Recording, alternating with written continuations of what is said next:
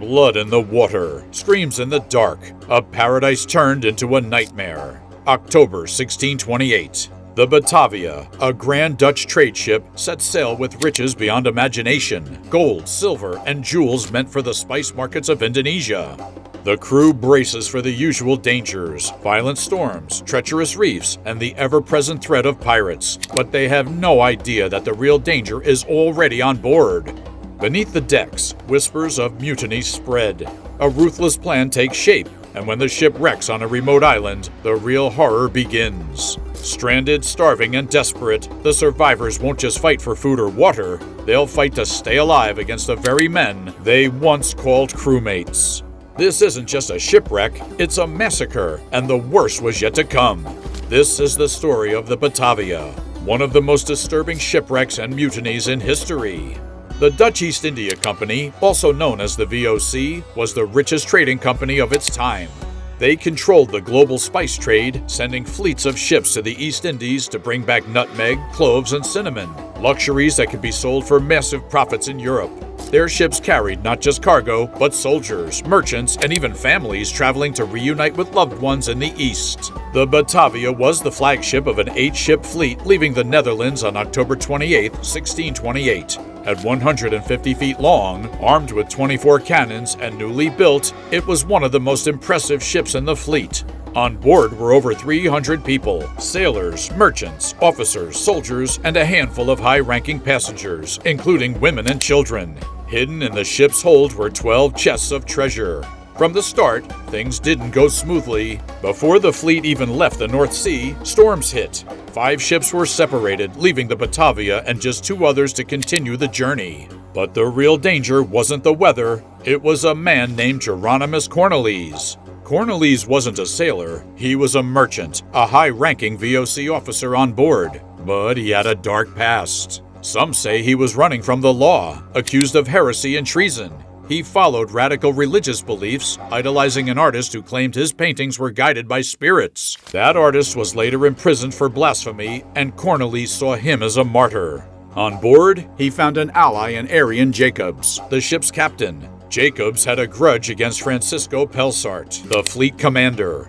The two had clashed years earlier when Jacobs was publicly reprimanded for insubordination. Now he wanted revenge. Cornelis and Jacobs had a plan. They wanted to take control of the Batavia, steal the treasure, and start a new colony where they would rule. But they needed the crew on their side. They started recruiting men, focusing on those who shared their views or simply hated authority.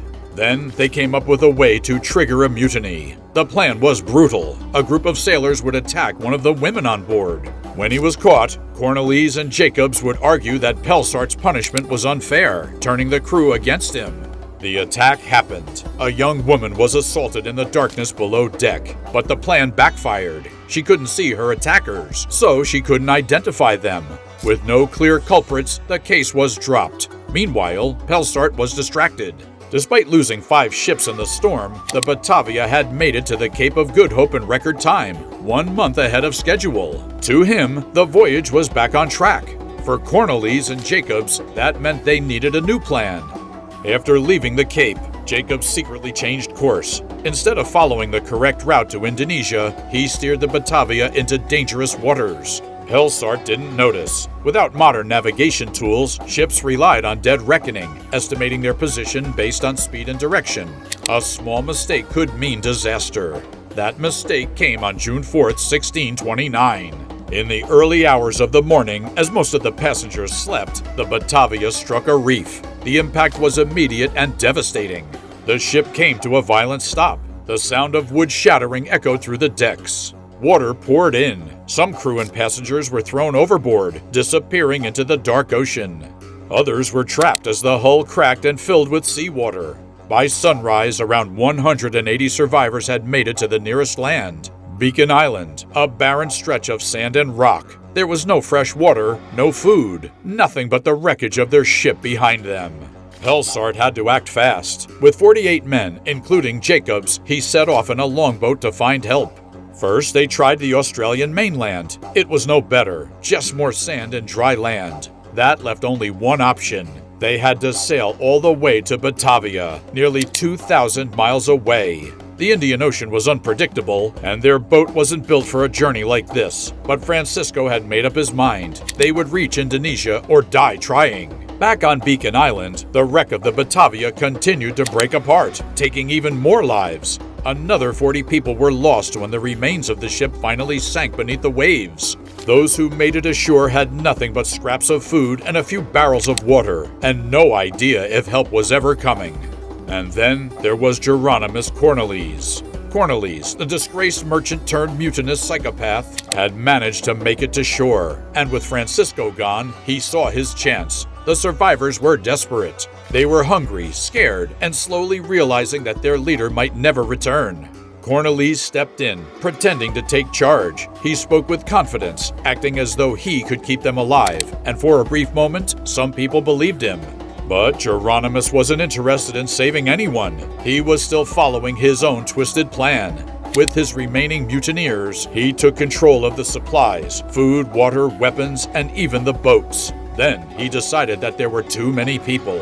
If he and his men wanted to rule the island, they needed to cut down the numbers, and so he got to work. At first, he used deception. He sent a group of 45 men, women, and young cabin boys to a nearby island, now known as Seal Island, under the pretense of searching for supplies. But the real plan? Leave them there to starve. Then he turned to the strongest threat, the soldiers. Led by Weeby Hayes, they were sent to a different island, West Wallaby Island, about 5 miles away. They were told to search for fresh water and signal if they found anything useful. But Cornelis had no intention of retrieving them. In fact, he hoped that they would drown in rough waters before ever reaching land. With those two groups out of the way, Cornelis controlled Beacon Island, and now he no longer needed to pretend to be a leader. He was free to show his true nature. His men carried out orders without hesitation.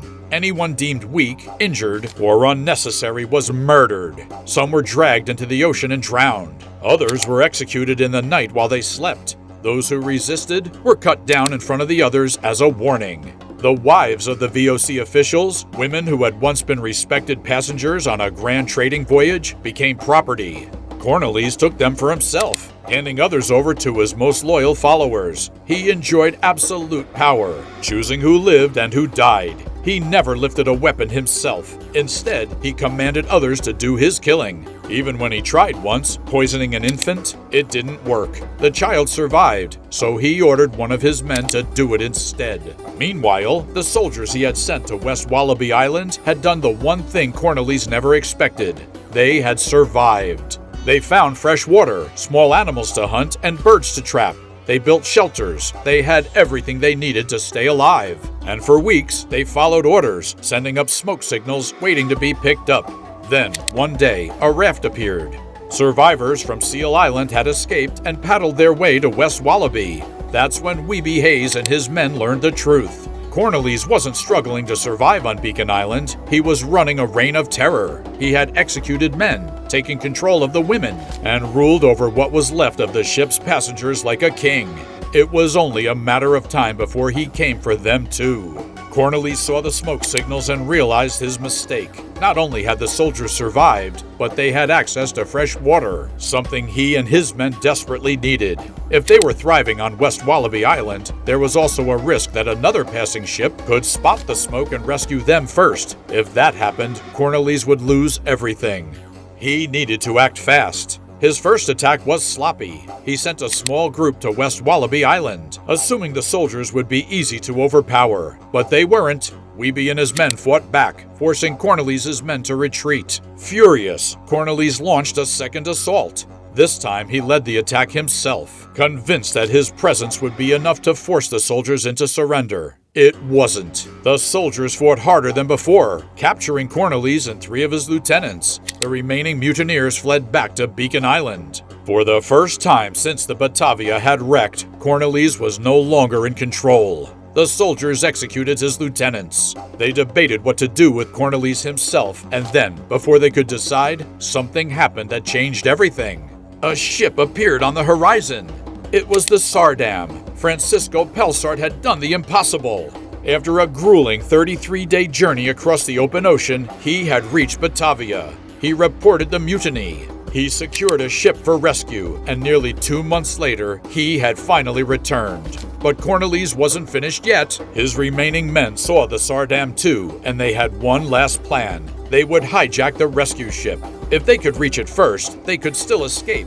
They could still seize power. The soldiers on West Wallaby Island saw them moving. They knew they had to act. Wiebe and his men grabbed their weapons and rushed to the shore, preparing for the final fight. When Cornelis' mutineers arrived, they were met with a brutal battle. But this time they had firearms. Muskets fired. The soldiers fought back. Then everything stopped. Francisco and the Sardam had arrived. With a fully armed crew ready for battle, Cornelis' men had no chance. They were forced to surrender. It was over. Cornelis was interrogated. His men confessed. Every crime, every murder, every unspeakable act was revealed. Justice came swiftly. On October 2nd, 1629, Cornelis and his most ruthless followers were sentenced to death. They were taken to Seal Island, where gallows had been built. Their hands were cut off before they were hanged. Others received lesser punishments. 2 were marooned on the Australian mainland, making them the first recorded Europeans to live on the continent. 1 was subjected to the breaking wheel, a gruesome form of execution. As for Francisco, he had saved the survivors, but his career was over. The VOC blamed him for failing to maintain control in the first place. His assets were seized. His reputation was destroyed. Within a year, he was dead. Of the 322 people who boarded the Batavia, only 122 made it back to Batavia. Over 100 had been murdered under Cornelis' orders. The rest had drowned, starved, or had been lost at sea. The Batavia itself was lost until 1963, when its wreckage was discovered off the Australian coast. Today, its remains can be seen at the Western Australian Museum. If you made it this far, thanks for watching. Be sure to like, subscribe, and hit the notification bell for more stories like this, and we'll see you in the next one.